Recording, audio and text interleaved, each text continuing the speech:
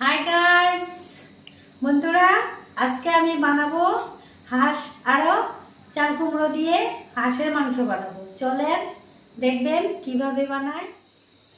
মশলাগুলা ready করেছি, এখন আমি মিক্সিতে বেটে নিব। আরও আমি এখানে করব কি, কুমড়োটা কেটে নিই। কুমড়োটা কেটে নিয়েছি, এখানে মাংসটা ভালো করে মেখে নিব। দেখেন কিভাবে লঙ্কা সব কিছু বেটে নিয়েছি, এখানে অল্প দিব, কাঁচা পেঁয়াজ, তেজপাতা, কাঁচা লঙ্কা, শুকনা লঙ্কা, তেল দিব।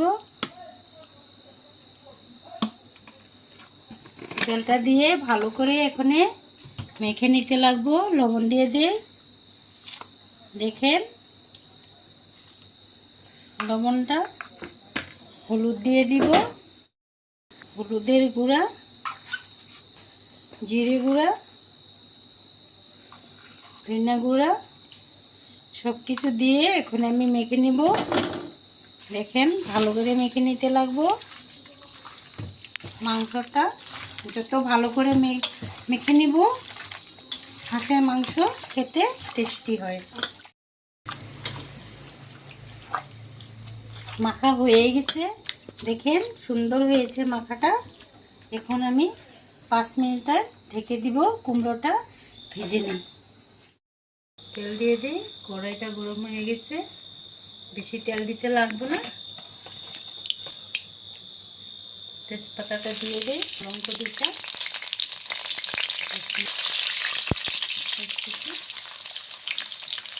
কাঁচা লঙ্কা দিতে লাগবে। ভালো করে অল্প ভেজে নিতে লাগবো পেঁয়াজটা। ভাজা হয়ে গেল, এখন আমি কুমড়োটা দিয়ে দিই। দেখেন গাইস, আমি এরকম করে ভেজে নিই। তারপর লবণ দিতে লাগবে,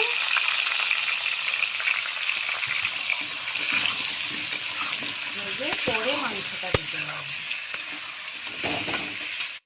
5 মিনিট ভেজে নিলাম, এখানে আমি দিয়ে দিব মাংসটা দিয়ে দিব। দেখেন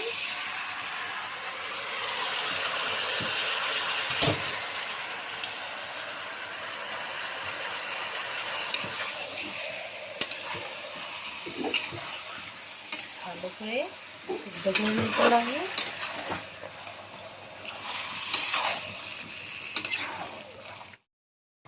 তরকারিটা হয়ে গেছে, এখানে আমি অল্প নিয়ে নিতে লাগবো।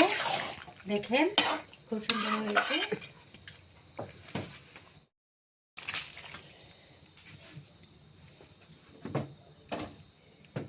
আমি হাঁসের মাংসটা খেয়ে দেখি কিরকম হয়েছে।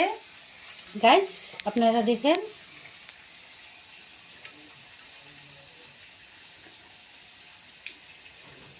খুব ভালো হয়েছে কুমড়ো দিয়ে খেতে।